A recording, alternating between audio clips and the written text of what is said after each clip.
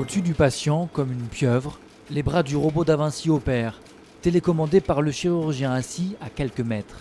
C'est comme si on était sur une simulation, finalement comme un jeu vidéo assez sophistiqué, un serious game. Et il faut bien sûr qu'il y ait un assistant qui soit habitué et qui soit à la tête du patient.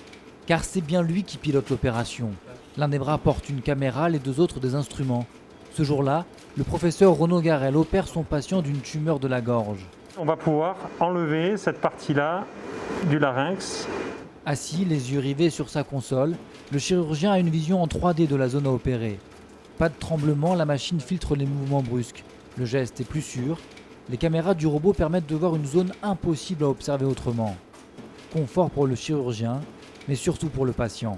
Avant l'ère de la chirurgie robotique, on aurait dû ouvrir, effectivement, faire une cicatrice sur le cou, faire cette voie d'abord, une trachéotomie. Donc le patient aurait eu à peu près, disons, une dizaine de jours avant de reprendre la déglutition et aurait nécessité une rééducation de la déglutition pendant encore à peu près une dizaine de jours. L'hôpital a acquis ce robot il y a 3 ans. Un bijou technologique qui coûte cher, près de 2 millions d'euros. Malgré ce prix, une centaine d'établissements sont aujourd'hui équipés du système en France.